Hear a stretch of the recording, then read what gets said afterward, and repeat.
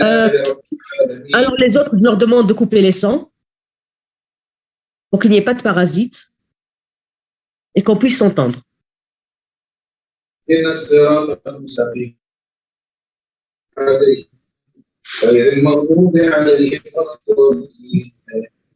Alors, bonsoir tout le monde. On rattrape un cours qui va se faire le 11 décembre. Donc, vous avez dû rentrer chez vous. Donc, c'est pour ça que j'ai préféré le faire par visioconférence parce qu'en fait, je m'étais déplacée. Voilà. C'est juste une petite parenthèse. Donc, c'est le dernier cours d'Anapat. Vous avez fait les différents types de tumeurs. Recording in progress. Différentes cellules. Allô? Donc, je ne sais pas si vous vous rappelez de l'introduction à la pathologie tumorale où on avait fait les bases de classification et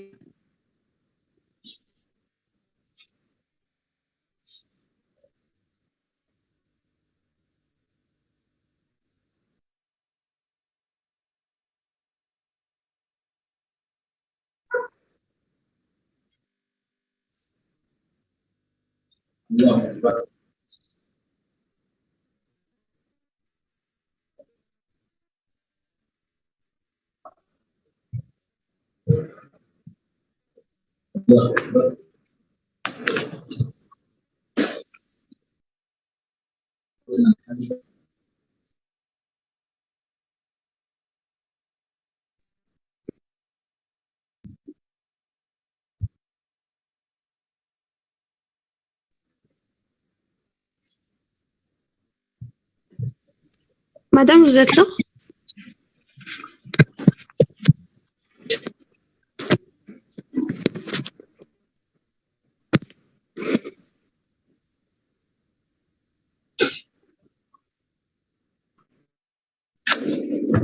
Allô? Oui, on vous entend.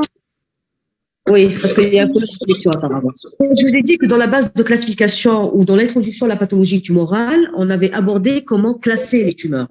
Et je vous ai dit que les tumeurs étaient classées non seulement à partir d'organes à partir desquels elles prennent naissance, mais elles étaient classées également sur la base des cellules à partir desquelles elles se développent. Et parmi ces cellules, vous avez bien sûr les lymphocytes.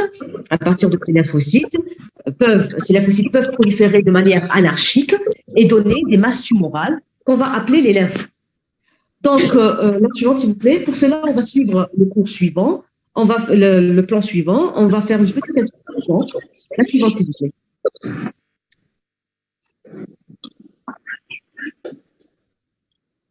Donc, encore.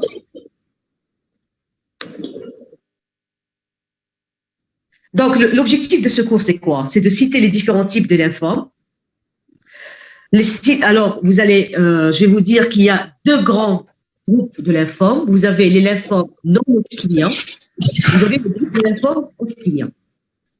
Dans les lymphomes non hodgkiniens, on va citer les différents sous-types qui caractérisent ces lymphomes non hodgkiniens. Et puis, on va décrire les principales caractéristiques cliniques, macroscopiques, histologiques, phénotypiques des lymphomes les plus fréquents. La suivante, s'il vous plaît. Donc, on fera une petite introduction, un bref rappel anatomique histologique. On va parler brièvement des facteurs déclenchants, des facteurs qui favorisent la survenue des lymphomes. Ensuite, quelle est leur présentation clinique pour s'attarder sur la pathologie ou sur le volet anatomopathologique, en citant bien sûr les types de prélèvements sur lesquels le diagnostic peut être posé. Et puis, on va passer en revue les principaux types histologiques que nous rencontrons dans notre pratique quotidienne. On va finir bien sûr par le bilan d'extension et puis par une conclusion. La suivante, s'il vous plaît. Donc, comme je vous l'ai dit, les lymphomes sont des processus prolifératifs ou néoplasiques qui prennent naissance à partir des cellules lymphoïdes. Ils présentent un groupe hétérogène, aussi bien sur le plan clinique, anatomopathologique, phénotypique et cytogénétique. En fait, il n'y a pas un seul type de lymphome, mais il y a plusieurs types de lymphomes. Il faut savoir que les lymphomes peuvent survenir à tout âge. Ils se voient aussi bien chez l'adulte que chez l'enfant. Les lymphomes peuvent être de localisation ganglionnaire, mais également extraganglionnaire. Et le diagnostic repose sur un faisceau d'arguments, mais le diagnostic de certitude, bien sûr, va être anatomopathologique. La suivante, s'il vous plaît. Donc là, c'est un bref rappel sur l'architecture du ganglion. Le ganglion est entouré d'une capsule. Il est fait de deux zones. La corticale, c'est la partie la plus externe du ganglion, et vous avez la médulaire, c'est la partie interne. Au niveau de la corticale se trouvent des follicules lymphoïdes. Lorsque le follicule lymphoïde n'a pas été en contact avec un antigène, on va parler d'un follicule lymphoïde primaire. D'accord? Il va être sombre. Mais il faut savoir que les ganglions sont souvent stimulés. Il y a toujours des agressions, ils sont toujours stimulés par des antigènes. Donc, ces follicules lymphoïdes primaires vont se différencier en follicules lymphoïdes secondaires. La suivante, s'il vous plaît. Le follicule lymphoïde secondaire, il est fait de plusieurs zones. Il est fait d'une zone claire centrale, ce que vous voyez en clair. C'est ce qu'on appelle le centre germinatif. Ce centre germinatif est entouré d'une couronne sombre, qu'on appelle la zone du manteau, puis d'une couche plus externe, qu'on appelle la zone marginale. Alors, il faut savoir que les lymphocytes, lorsqu'ils n'ont pas été stimulés, même s'ils sont matures, on les appelle les lymphocytes matures. Et puis, lorsqu'ils sont stimulés par des antigènes, ils vont passer par différents stades de différenciation. Et ces différents stades de différenciation vont être localisés au niveau des différentes zones du follicule secondaire. Et quelle est l'importance de ce rappel histologique et des différentes zones de ces follicules secondaires? C'est que les lymphomes, différents types de lymphomes peuvent prendre naissance à partir d'une de ces zones, et elle va prendre l'appellation en fonction des cellules à partir desquelles elles ont pris naissance, à partir du stade de différenciation. Par exemple, les lymphomes qui se développent au niveau de la zone marginale, au niveau des cellules de la zone marginale, ou si c'est les cellules de la zone marginale qui se mettent à proliférer de manière anarchique pour donner une masse tumorale, on les appelle les lymphomes de la zone marginale. Les lymphomes qui prennent naissance à partir des cellules de la zone du manteau, on les appelle les lymphomes du manteau, les lymphomes B du manteau.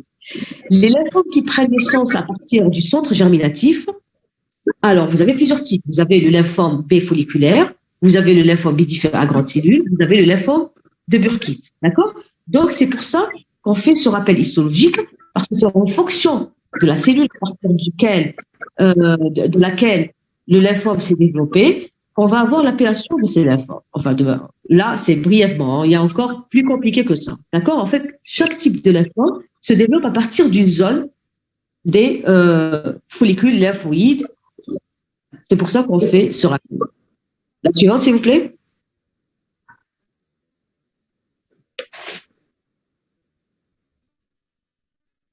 Alors maintenant, quels sont les facteurs étiologiques?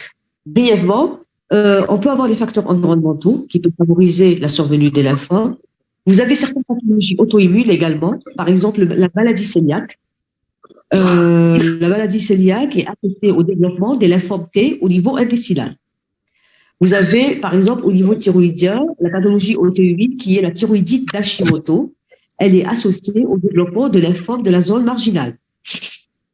Vous avez également les agents infectieux. Par exemple, l'infection à l'EBV, elle est associée à la survenue des lymphomes de Burkitt. Vous avez, au niveau de l'estomac, vous savez très bien que les gastrites, je ne sais pas si vous le savez, mais en tout cas, je vous le dis, les gastrites, l'étiologie la plus fréquente des gastrites, c'est l'infection à Helicobacter pylori. Et cette infection favorise la survenue des lymphomes de la zone marginale au niveau de l'estomac. D'accord?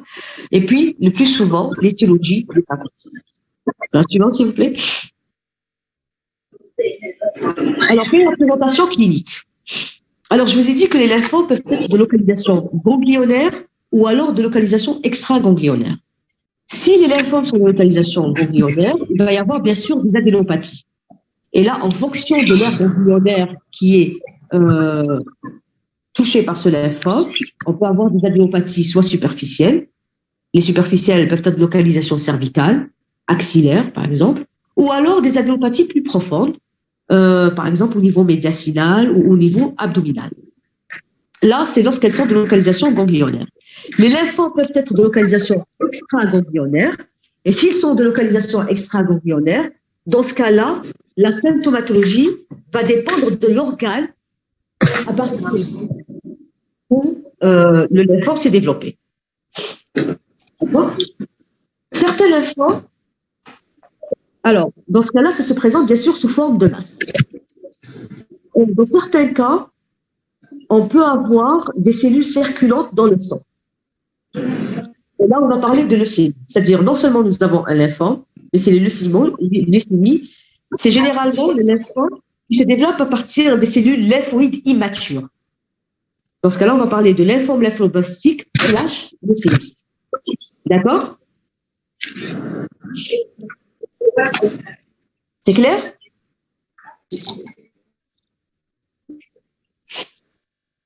Donc, les lymphomes peuvent être de localisation soit ganglionnaire, les ganglions qui peuvent être touchés, soit c'est des ganglions superficiels, cervicales, axillaires, ou alors des ganglions plus profonds, de localisation soit médiastinale ou pelvienne.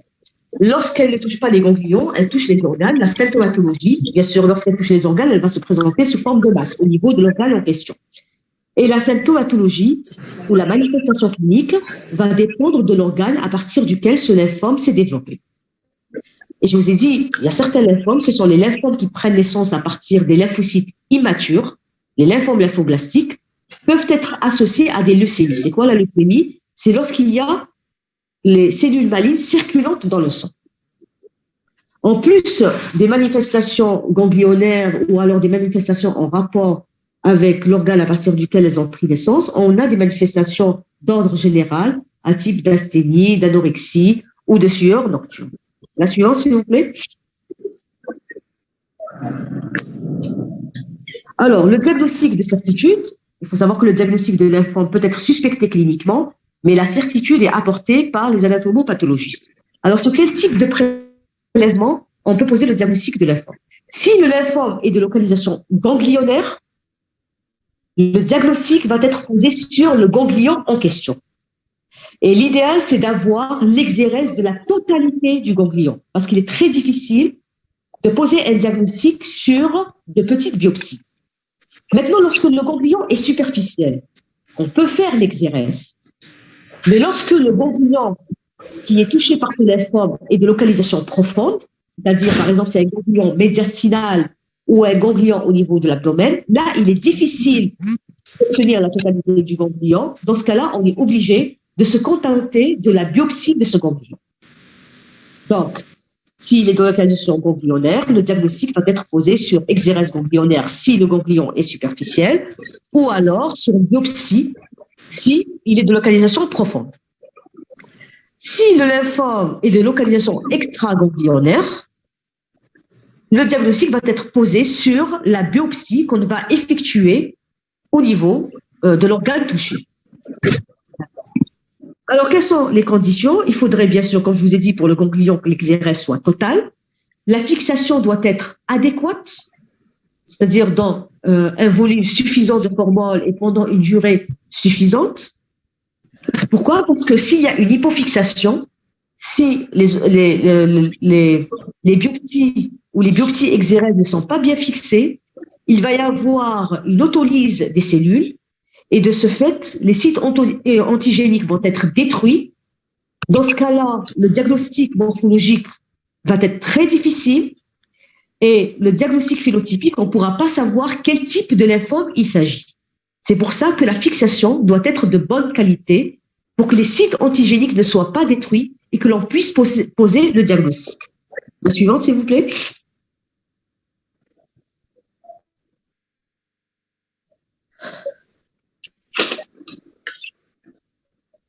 La suivante.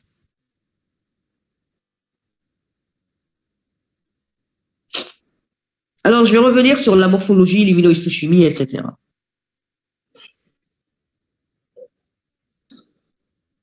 La suivante, s'il vous plaît.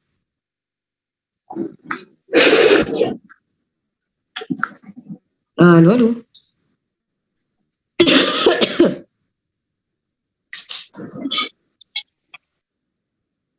Est-ce qu'on peut passer à la diapo suivante?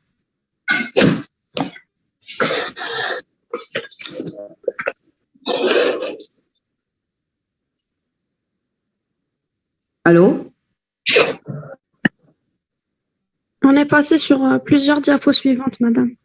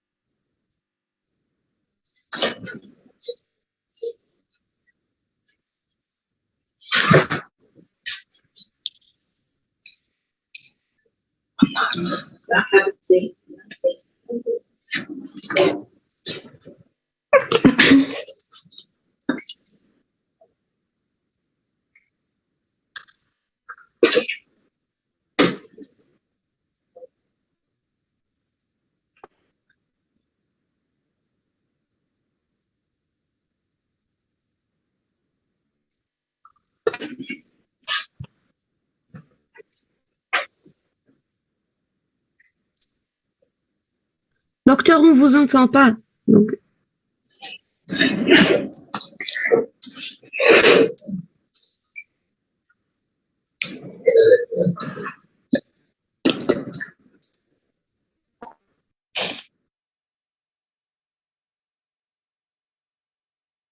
Oui, alors oui, je vous ai dit que le diagnostic, voilà, exactement. Donc le diagnostic de certitude était anatomopathologique, soit on pose le diagnostic sur les ganglions. Le ganglion, s'il est superficiel, il faut faire l'exérèse de la totalité du ganglion pour mieux voir l'architecture, c'est très important. Si le ganglion est plus profond, il est difficile d'avoir l'exérèse de la totalité. Dans ce cas-là, on doit se contenter juste d'une biopsie.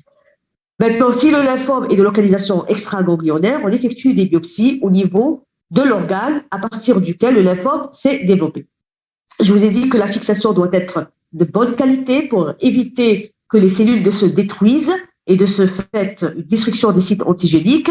Et si on a destruction des sites antigéniques, on ne pourra pas phénotyper. On ne pourra pas savoir s'il s'agit d'un lymphome de type B ou d'un lymphome de type T. Sur le plan histologique, comment on pose notre diagnostic? On se base sur l'architecture. Est-ce que c'est une prolifération qui est diffuse ou est-ce qu'elle est nodulaire? Sur la taille des cellules, est-ce que c'est des cellules de taille petite ou des cellules de grande taille? Et sur le phénotype. Non seulement on doit savoir s'il s'agit de lymphome de type B qui exprime le CD20+, ou est-ce qu'il s'agit d'un lymphome de type T qui exprime le CD3, mais même dans les lymphomes de type B et dans les lymphomes de type T, il y a plusieurs types de lymphomes, des phénotypes différents qui peuvent nous indiquer quel type de lymphome il s'agit. Et ce phénotypage va dépendre, comme je vous l'ai dit, de la cellule ou du stade de différenciation de la cellule lymphocytaire à partir duquel le lymphome s'est développé. La suivante, s'il vous plaît.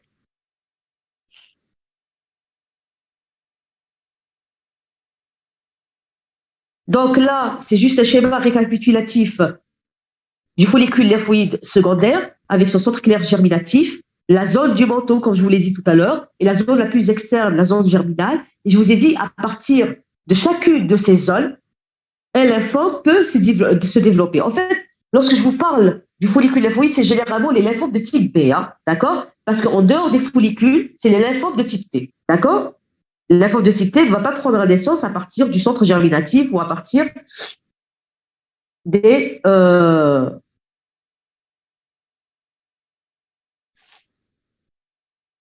la zone du manteau ou à partir de la zone marginale, d'accord? Donc, pour les lymphomes de type B, en fonction de la zone du follicule lymphoïde secondaire à partir duquel le lymphome s'est développé, enfin chaque type de zone du follicule lymphoïde secondaire, des lymphomes, des types ou des sous-types de lymphomes de type B peuvent se développer. La suivante, s'il vous plaît.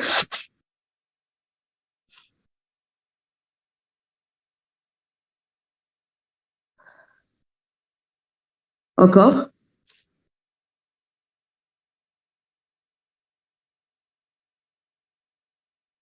Alors, bon, j'aimerais bien voir la suivante et ensuite je vais revenir à cette plaque. Non, non, la suivante, voilà. Donc, Encore. Non, non, la suivante. Encore. Voilà. Donc, les lymphomes, je vous ai dit que la base de la classification des lymphomes, selon l'OMS, vont être classés en fonction de la localisation. Est-ce qu'ils sont de localisation ganglionnaire? Est-ce qu'ils sont de localisation extraganglionnaire? Non, restez sur cette diapositive.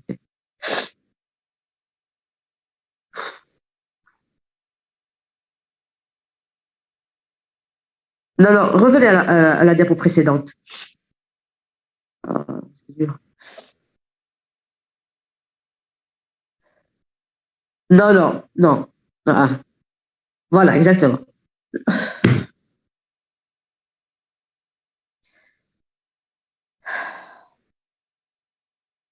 La suivante, s'il vous plaît.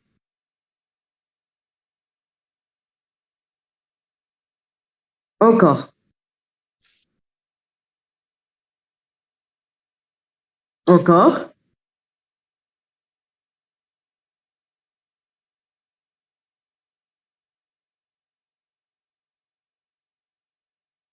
Voilà, arrêtez-vous là, s'il vous plaît. Voilà. Donc, je vous ai dit que les lymphomes étaient classés en fonction de la. C'est pas possible. Restez, s'il vous plaît, sur la diapo.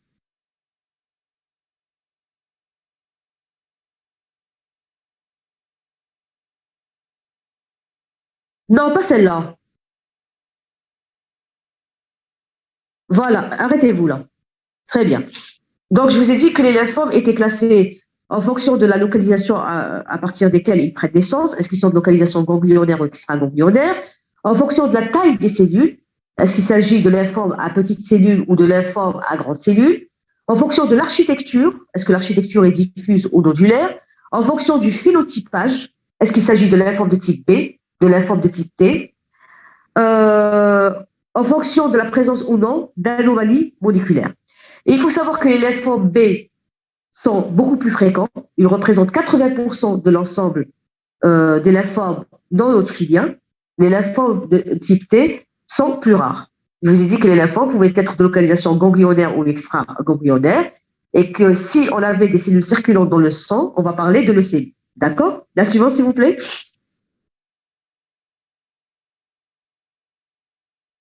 Alors, certains lymphomes se caractérisent par des altérations moléculaires qui vont entraîner la surexpression des oncogènes.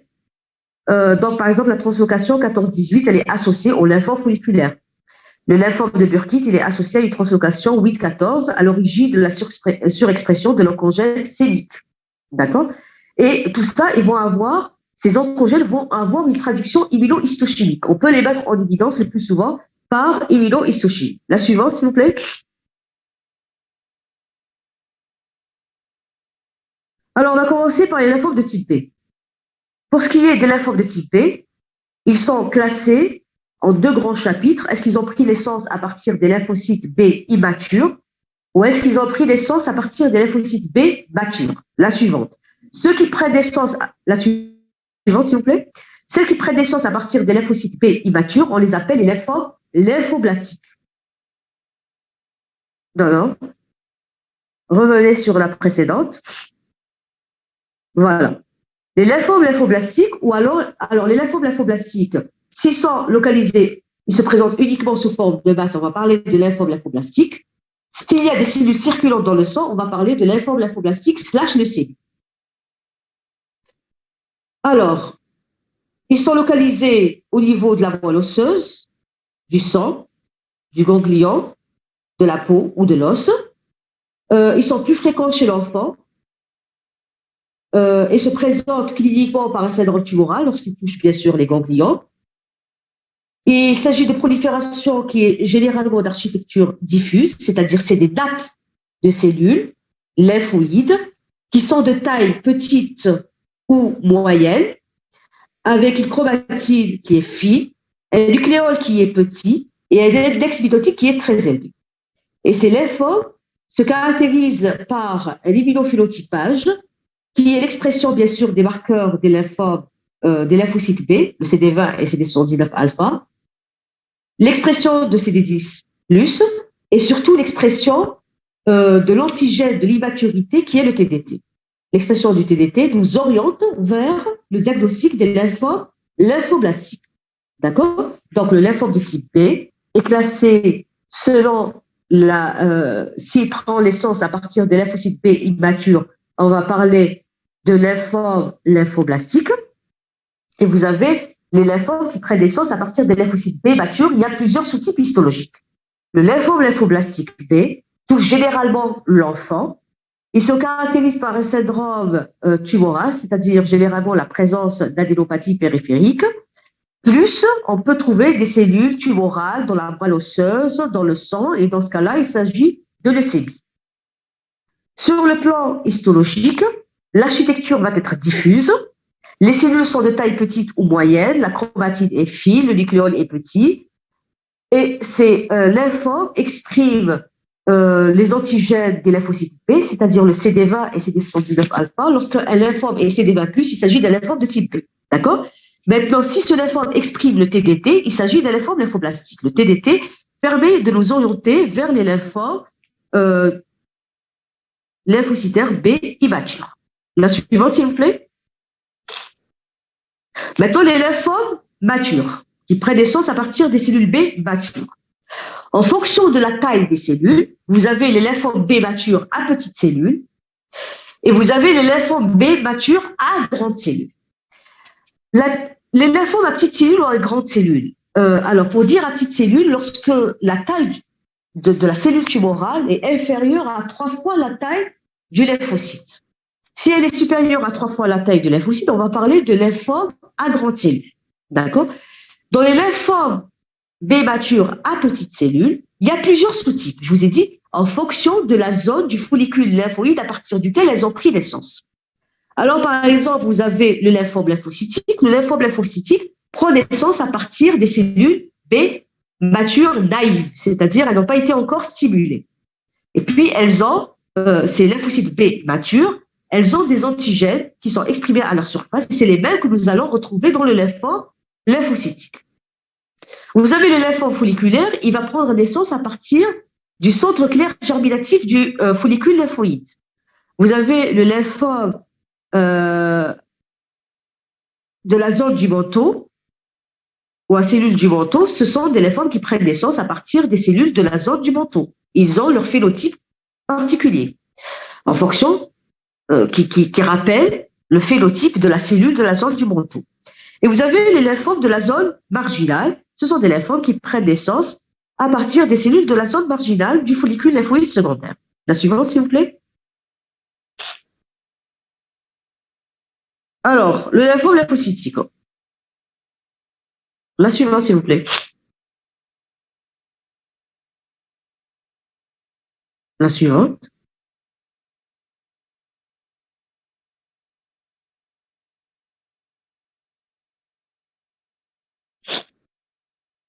Très bien. Alors, le lymphome lymphocytique, je vous ai dit, il prend naissance à partir des lymphocytes B matures naïfs. Ce lymphome, qu'est-ce qu'il exprime? Il exprime bien sûr le CD20, pour nous dire qu'il s'agit d'un lymphome de type B, et exprime également les antigènes qui sont exprimés par les lymphocytes B matures, c'est-à-dire le CD5 et le CD23. Il faut savoir que ce lymphome, c'est un lymphome qui est dit indolent, c'est-à-dire qu'il évolue généralement lentement, qui n'est pas agressif. Mais ce lymphome peut se transformer en forme agressive, c'est-à-dire en lymphome diffus à grande cellule. C'est-à-dire, je voudrais juste préciser que la majorité des lymphomes B matures à petites cellules sont généralement des lymphomes indolents qui évoluent lentement, mais qui peuvent se transformer à un certain moment de leur évolution en lymphome plus agressif, qui est le lymphome B diffus à grande cellule. Les lymphomes B matures à petites cellules sont de meilleurs pronostics que le lymphome B mature à grande cellule. D'accord? La suivante, s'il vous plaît.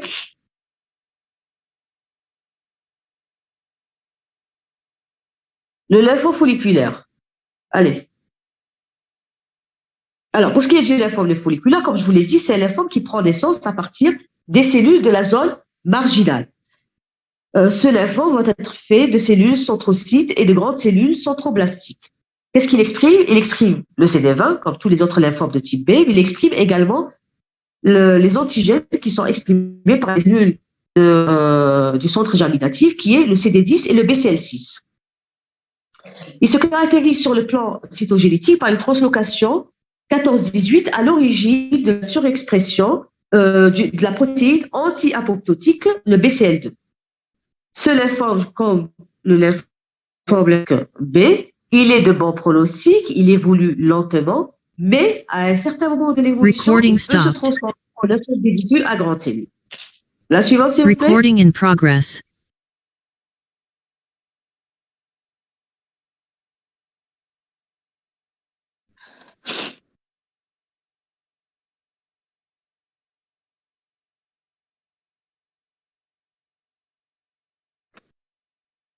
La suivante, s'il vous plaît.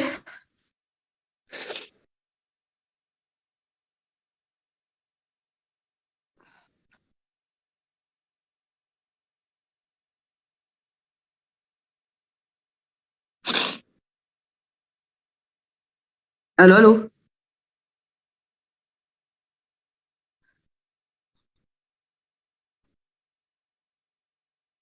Allô, allô. Madame, elle a un problème de connexion. Elle revient. Oui, je sais.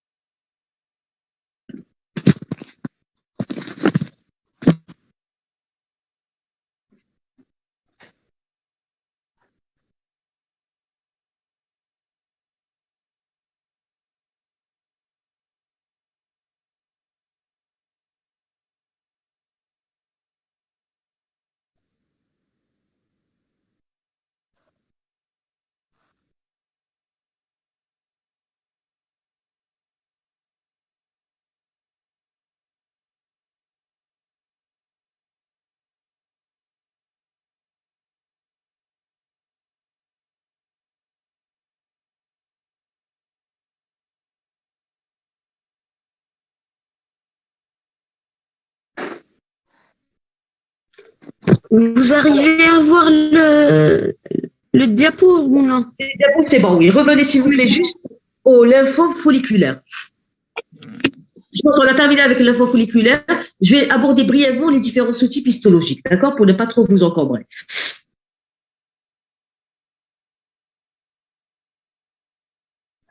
Revenez au lymphome folliculaire.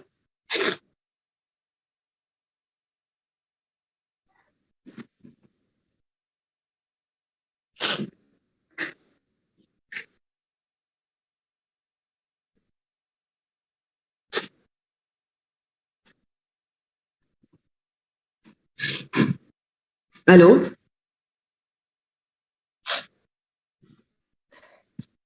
Vous pouvez revenir au lymphome folliculaire?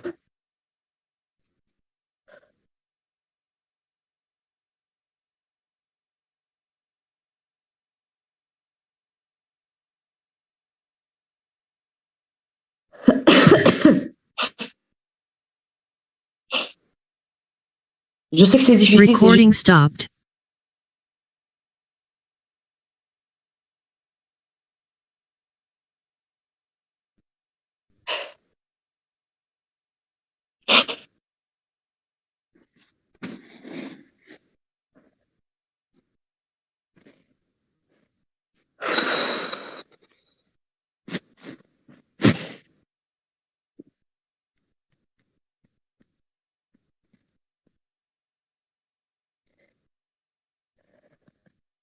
Et d'autant plus que les TP vont commencer la semaine prochaine. Donc, ça serait bien qu'on termine le cours aujourd'hui. Je sais que ce n'est pas très facile.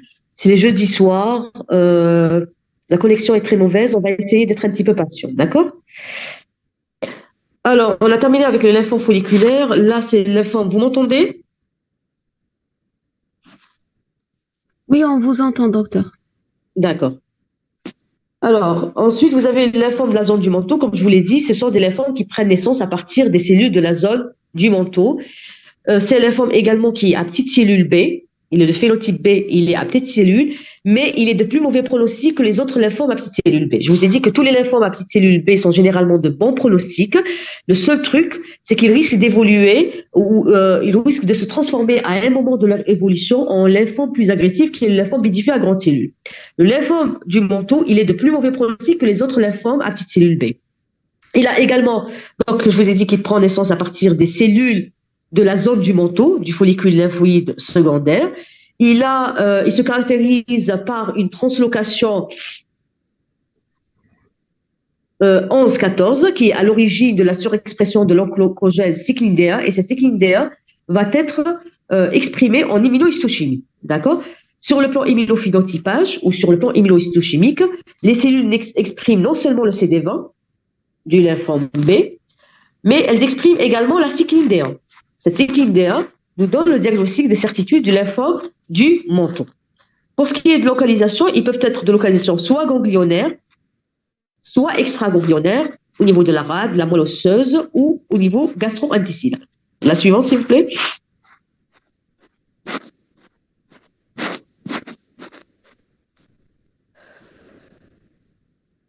La suivante, s'il vous plaît.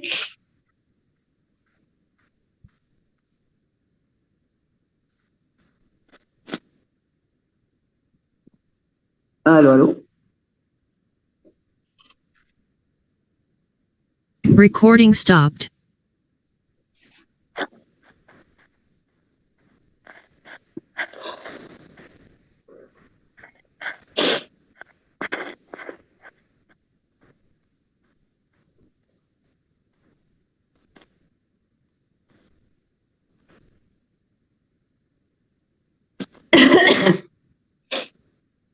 Recording in progress.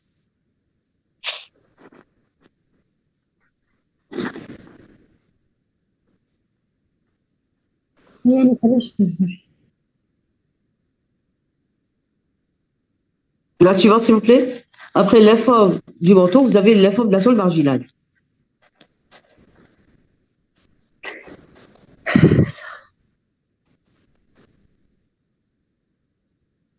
Alors, le lymphome de la zone marginale. Alors, le lymphome de la zone marginale, donc, il prend naissance à partir des cellules de la zone marginale du follicule lymphoïde secondaire. Et vous arrivez à suivre. Hein. Vous avez le lymphome qui prend naissance à partir du centre germinatif, c'est le lymphome folliculaire. Celui qui prend naissance à partir des cellules de la zone du manteau, on les appelle les lymphomes du manteau.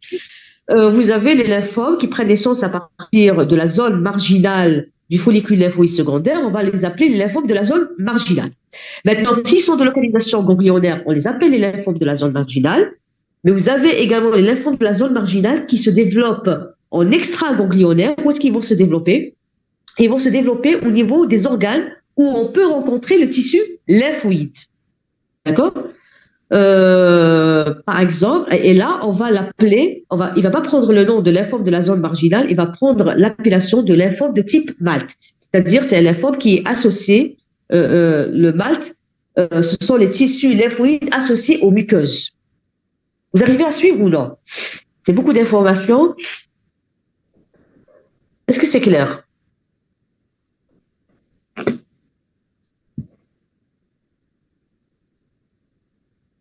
Alors, oui, on vous entend, docteur. Est-ce que c'est clair ce que je suis en train de dire?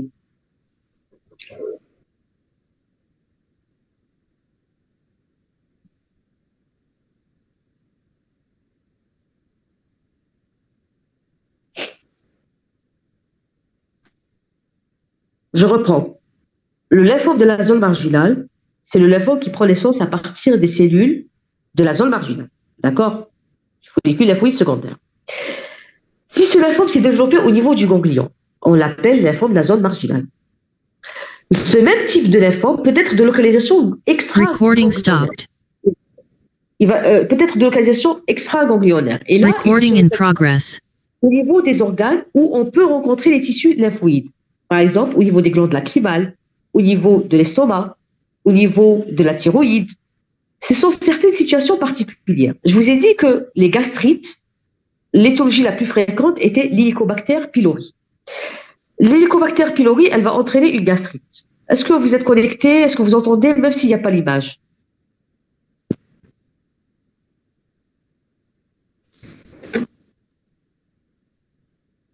Oui, vous m'entendez. OK. Même s'il n'y a pas l'image, en attendant qu'il y ait la connexion. Donc, je vous ai dit qu'au niveau de l'estomac, la gastrite était une infection à Helicobacter pylori. S'il y a une infection au niveau de l'estomac, Recording in progress. oh là là, c'est horrible. S'il y a cette infection, elle va entraîner bien sûr une inflammation au niveau de l'estomac, d'où l'appellation gastrite. Cette inflammation, elle va se caractériser par quoi? Par un infiltrat inflammatoire. Qui dit inflammation, il va y avoir un infiltrat inflammatoire qui va être fait de lymphocytes, de polynucléaires, mais surtout, c'est la présence de follicules lymphoïdes, les mêmes follicules qui ressemblent aux follicules qu'on rencontre au niveau du ganglion. D'accord? Et ce follicule lymphoïde va avoir la même architecture que le follicule lymphoïde du ganglion, c'est-à-dire avec la zone, avec le centre clair germinatif, la zone du manteau et la zone marginale. Et à partir de cette zone marginale, il va y avoir le lymphome de la zone marginale. Mais comme il s'est développé au niveau de l'estomac, on ne va pas l'appeler lymphome de la zone marginale, même s'il présente le même aspect architectural, le même phénotypage, les mêmes antigènes exprimés que le lymphome de la zone marginale, on va l'appeler le lymphome de type MALT, c'est-à-dire le lymphome associé aux muqueuses. C'est clair?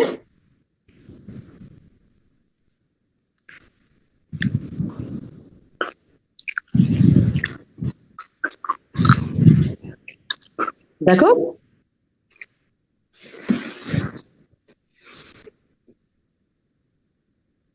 Donc ce lymphome, qu'est-ce qu'il exprime? Il exprime le CD20, mais il est généralement CD5 négatif, contrairement au lymphome lymphocytique et au lymphome du manteau.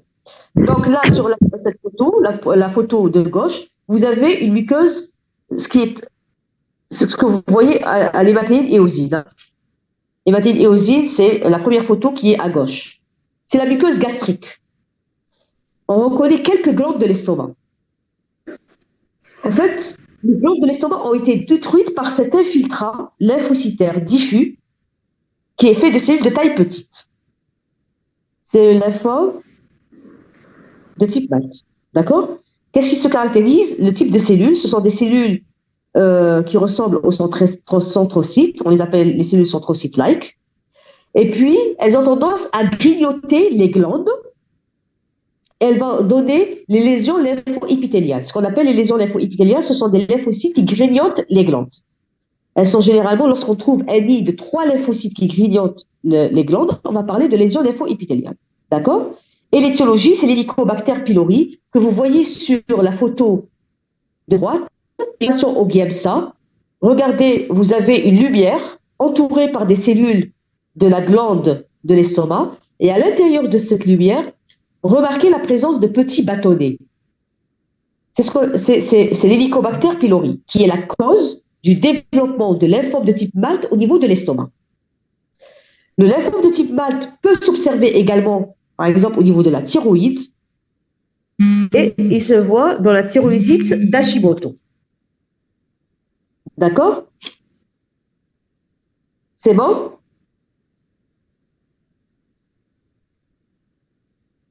Allô? Vous arrivez à suivre? C'est clair? Oui. Parce qu'il y a tellement, c'est tellement entrecoupé que j'ai l'impression que vous n'arrivez pas à comprendre. Donc, c'est pour ça que je vous pose la question à chaque fois. La suivante, s'il vous plaît. On s'excuse parce qu'il y a un problème de connexion. C'est pourquoi cela c'est pas de votre faute. C'est pas de votre faute. Non, je comprends très bien. Je sais que c'est pas de votre faute. C'est un problème de connexion des jeudis soirs. Tout le monde est connecté maintenant et il est difficile d'avoir une connexion correcte et de suivre un cours de manière claire.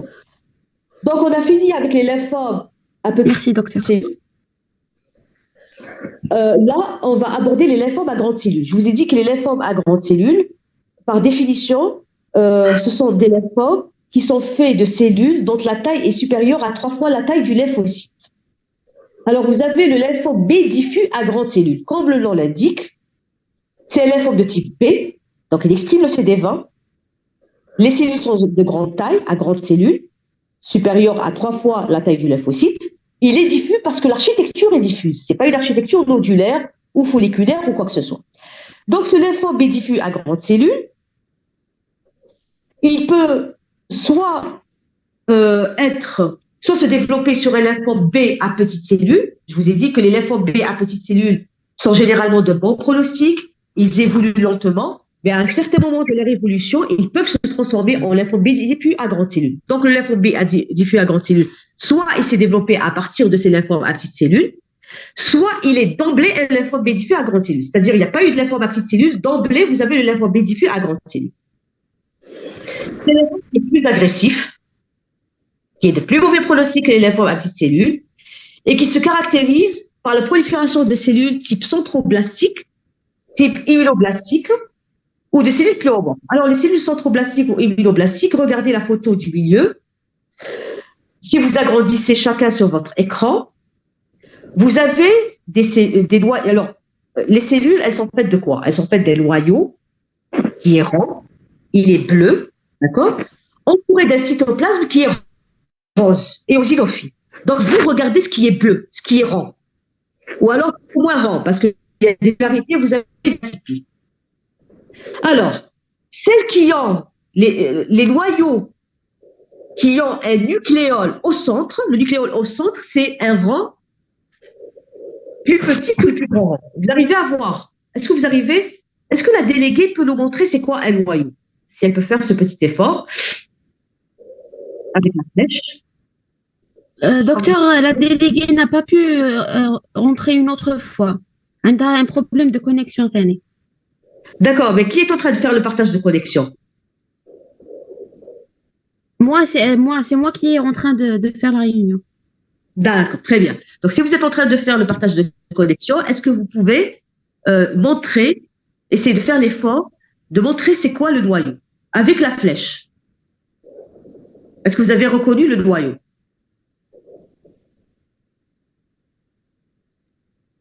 Celui-là.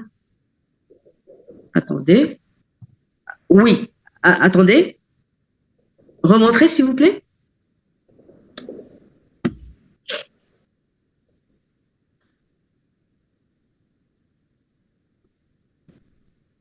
Bien celui-là. Ça, c'est le nucléole. Alors voilà, attendez. Ça, c'est le nucléole des noyaux. D'accord? Et là, à l'extérieur, la membrane qui est externe, c'est le noyau. D'accord? Le nucléole que vous venez de montrer, il est central, il est au centre du noyau. C'est ce qu'on appelle le centroblaste. Ce sont les cellules centroblastiques. D'accord?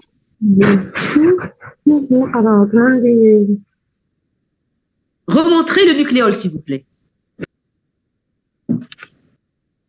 Ça, c'est le nucléole. Non, tout ça, c'est le noyau. Ce que vous êtes en train de montrer en tout, c'est le noyau. Là, là où vous avez pointé votre flèche, c'est le nucléole. Oui. Regardez ce nucléole, il est au centre du noyau.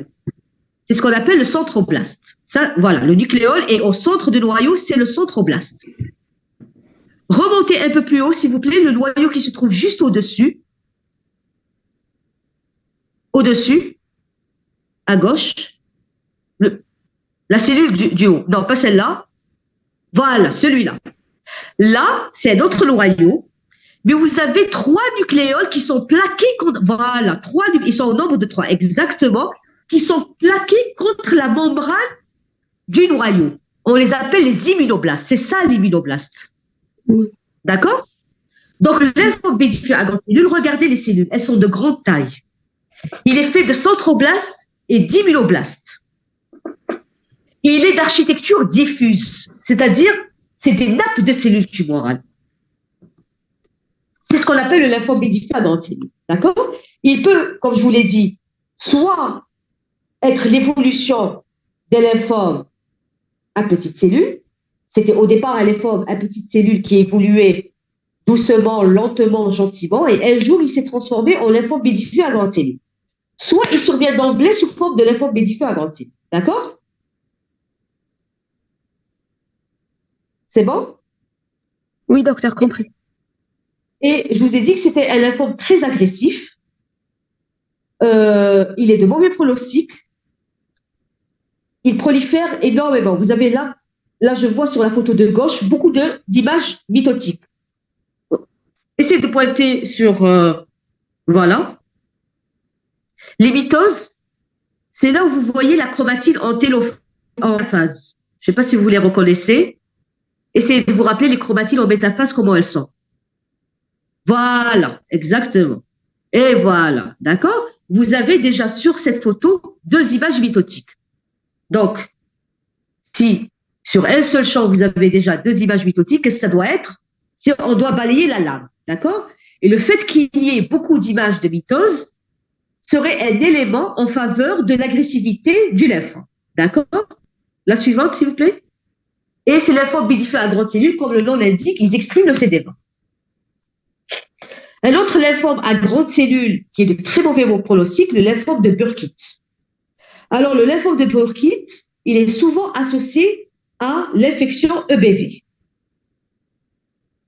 Il est caractérisé par une translocation particulière, 8-14, à l'origine de la surexpression de l'oncogène MYC. Il est de mauvais pronostic, mais il répond favorablement à la chimiothérapie. Il est fréquemment observé chez l'enfant et l'adolescent. La suivante, s'il vous plaît. Alors, puisqu'il est associé à l'infection EBV, il faut savoir qu'il y a des zones d'endémie pour le BV. Et dans ce cas-là, il survient généralement entre 4 et 7 ans et il siège essentiellement au niveau du maxillaire et au niveau de l'orbite. Il peut survenir au niveau des zones qui ne sont pas endémiques pour le BV. L'association à l'EBV est observée dans 20% des cas. Et dans ce cas-là, il va toucher l'enfant et l'adulte jeune. Et il est de localisation le plus souvent abdominale. La suivante, il faut savoir qu'en Afrique du Nord, on a les 2 formes, aussi bien endémiques que les formes sporadiques. La suivante, s'il vous plaît. Donc, un petit récapitulatif. Dans les lymphomes, je vous ai dit que les lymphomes, vous avez en tout cas 2 grands groupes. Vous avez le lymphome non hodgkinien qu'on est en train d'aborder, et vous avez les lymphomes hodgkiniens qu'on va voir dans un petit moment. Dans les lymphomes non hodgkiniens, si les lymphomes ont pris naissance à partir des lymphocytes B, ce sont les lymphomes de type B. Les lymphomes qui prennent naissance à partir des lymphocytes T, ce sera les lymphomes de type T. Les lymphomes de type B sont beaucoup plus fréquents que les lymphomes de type T. Ils représentent 80% des lymphomes non hodgkiniens. Dans les lymphomes de type B, en fonction de la taille des cellules, vous avez les lymphomes de type B. D'abord, en fonction, s'ils prennent naissance à partir des lymphocytes B immatures, ce sont les lymphomes lymphoblastiques B. S'ils prennent naissance à partir des lymphomes B matures, ce seront des lymphomes de type B matures. Dans les lymphomes de type B matures, en fonction de la taille des cellules, si les cellules sont de taille petite, on va parler de lymphomes B matures à petites cellules. Si les lymphocytes ou les cellules tumorales sont de grande taille, on va parler des lymphomes B matures à grande cellule. Les lymphomes B matures à petites cellules, le plus souvent, ne sont pas très agressifs, ils évoluent lentement, d'accord? Sauf le lymphome de la zone du manteau. C'est le plus agressif des lymphomes à petites cellules B. Mais même si ces lymphomes à petites cellules B matures évoluent lentement, à un certain moment de leur évolution, ils peuvent se transformer en lymphomes B diffus à grande cellule. Et puis dans le lymphome B à grande cellule, vous avez le lymphome B diffus à grande cellule, et vous avez le lymphome de Burkitt qui est associé à l'EBV. D'accord? C'est un petit récapitulatif, ce que vous devez retenir dans ces lymphomes de type B. La suivante.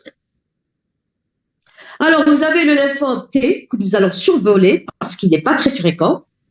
Mais le plus fréquent des lymphomes T, ce sont les lymphomes lymphoblastiques T.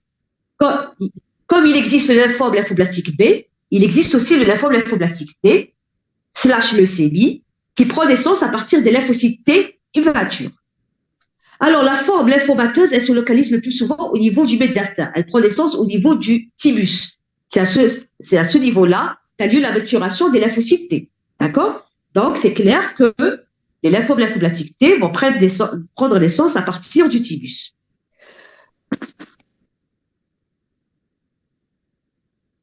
Sinon, les lymphomes T matures, ils sont moins fréquents. Ils peuvent être de localisation ganglionnaire ou extraganglionnaire. Je vous ai cité certains sous-types. Au niveau ganglionnaire, on peut avoir le lymphome T NOS, le lymphome T angio-immunoblastique. Au niveau extraganglionnaire, on peut avoir le mycosis fungoïde au niveau cutané ou le lymphome T NK au niveau intestinal.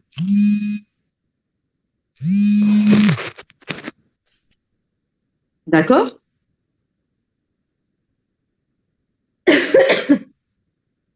La suivante, s'il vous plaît. On a fini avec les lymphomes, les B et les T. On va passer maintenant aux lymphomes d'Hodgkin. La suivante, s'il vous plaît. Je vais vous donner d'abord la définition du lymphome d'Hodgkin. Le lymphome d'Hodgkin, c'est un lymphome qui se caractérise par la présence de cellules particulières. Vous avez la cellule d'Hodgkin et la cellule de Rittenberg. La cellule de Rittenberg, c'est la cellule que vous êtes en train de voir sur la photo. C'est la grosse cellule que vous êtes en train de voir sur la photo.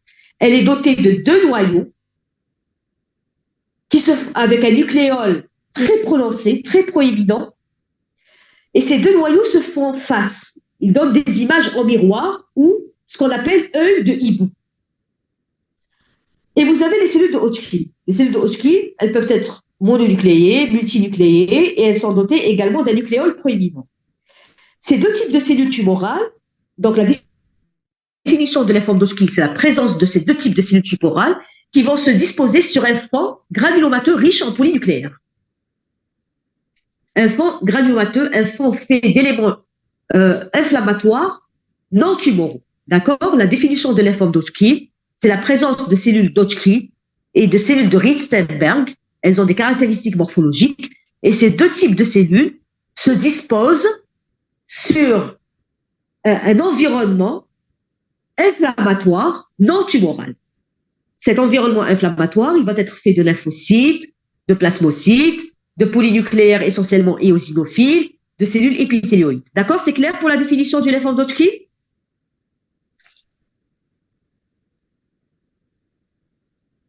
Oui, c'est clair. C'est clair? D'accord. Vous avez 2 grands groupes dans les lymphomes d'Hodgkin. Vous avez le lymphome d'Hodgkin classique et vous avez le lymphome d'Hodgkin nodulaire. Le lymphome d'Hodgkin classique,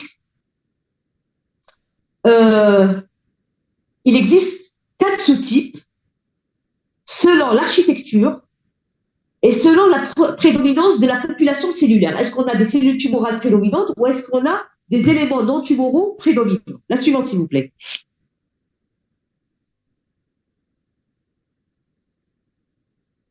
Alors, d'abord, il faut savoir que le lymphome d'Hodgkin a 2 pics d'incidence.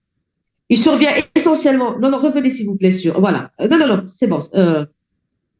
Revenez sur la première plaque, là où il y avait la définition du lymphome d'Hodgkin. Voilà. Donc, il survient chez l'adolescent et l'adulte jeune, et il survient également à la 4e et la 5e décade. Ils peuvent être de localisation ganglionnaire, et dans ce cas-là, ils se localisent essentiellement au niveau cervical, ou alors au niveau du médiastin. Le médiastin, c'est l'espace qui est situé entre les 2 poumons. La forme bulky, c'est quoi la forme bulky? C'est comme cette masse est supérieure à 10 cm chez l'adulte et 6 cm chez l'enfant. C'est ça la définition de la forme bulky. Donc, les sièges les plus fréquents, c'est ganglionnaire au niveau cervical surtout, ensuite médiastinal, ensuite les ganglions axillaires et para-aortiques. On peut avoir également une infiltration de la rate du poumon, osseuse ou hépatique. D'accord? Donc, les différents sièges du lymphome d'Hodgkin. La suivante, s'il vous plaît. Alors, comment il va se présenter sur le plan clinique?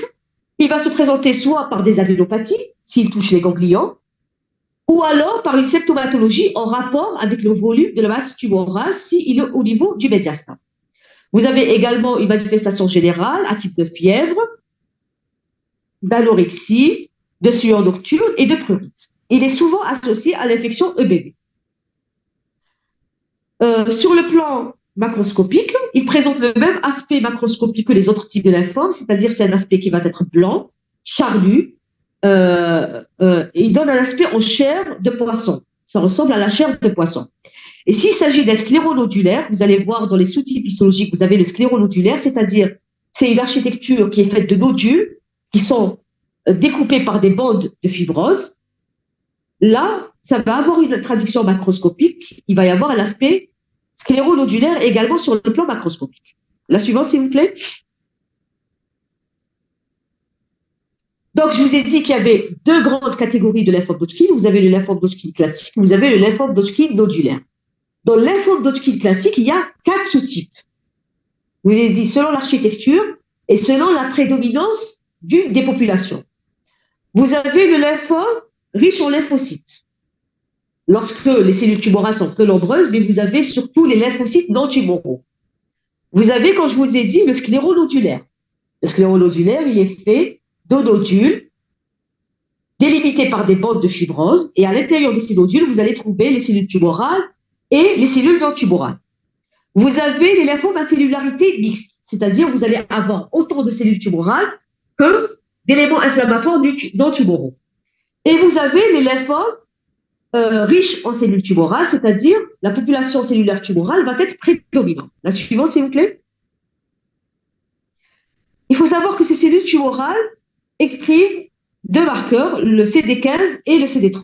L'expression de CD15 et CD30 par les cellules tumorales nous oriente vers le diagnostic du lymphome d'Hodgkin. C'est ce qui caractérise le lymphome d'Hodgkin. Non seulement vous avez les cellules de Ristenberg et les cellules d'Hodgkin, mais ces cellules de Ristenberg et les cellules d'Hodgkin, elles expriment le CD15 et le CD30.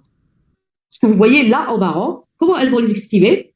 Elles vont avoir une expression au niveau de la membrane cellulaire avec des dots paranucléaires, avec des petits points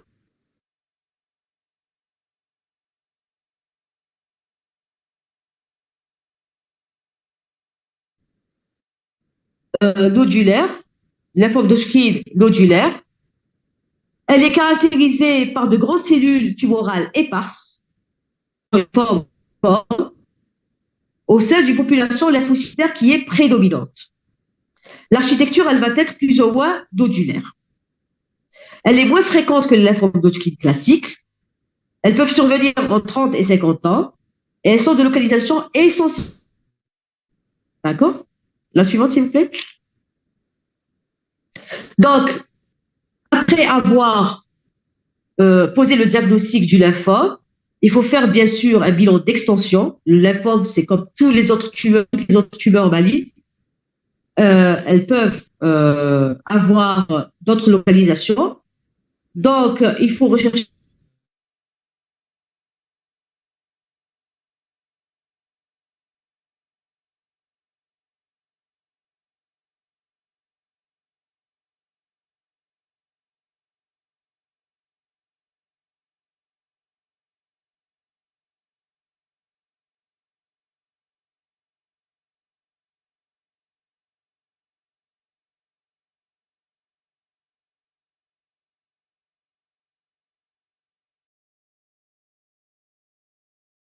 de l'Organisation mondiale de la santé. Elle est basée sur la localisation du lymphome, sur l'architecture, la taille des cellules, le phénotype, est-ce qu'il s'agit d'un lymphome de type B, de lymphome de type T, etc. Et au terme que je vous ai dit qu'il y avait deux grandes catégories de lymphomes. Vous avez les lymphomes non-Hodgkiniens et les lymphomes Hodgkiniens. Dans les lymphomes non-Hodgkiniens, selon les phénotypes, les lymphomes de type B, les lymphomes de type T. Aussi bien dans les lymphomes de type B que dans les lymphomes de type T, vous avez les lymphomes qui prennent naissance à partir des cellules immatures, on les appelle les lymphomes lymphoblastiques. Ensuite, ceux qui prennent naissance à partir des lymphocytes matures, on les appelle les lymphomes matures. Et leur phénotype, le phénotype va être basé sur l'étude immunohistochimique. Certains types de lymphomes se caractérisent par des altérations moléculaires qui vous permettent de poser le diagnostic. Ensuite, au terme, je vous ai dit également que ces lymphomes peuvent être de localisation ganglionnaire ou extra-ganglionnaire. Et une fois avoir posé le diagnostic, il faut faire un bilan d'extension qui va aboutir à la classification d'un arbore. Et c'est sur cette base, aussi bien sur le phénotypage que sur le bilan d'extension, qu'on pourra adapter le traitement aux patients. Voilà. Et le cours est terminé.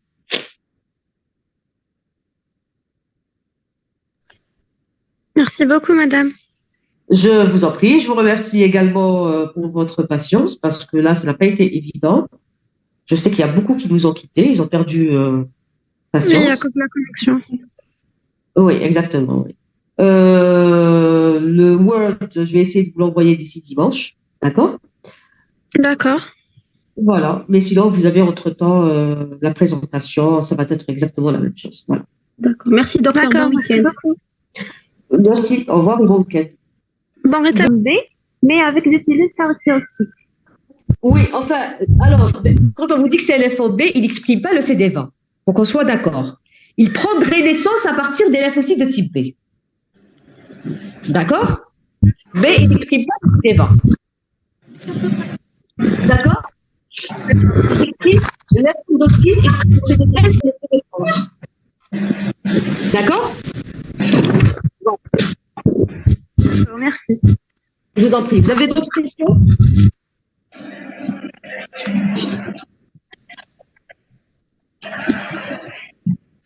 Vous n'avez pas d'autres questions?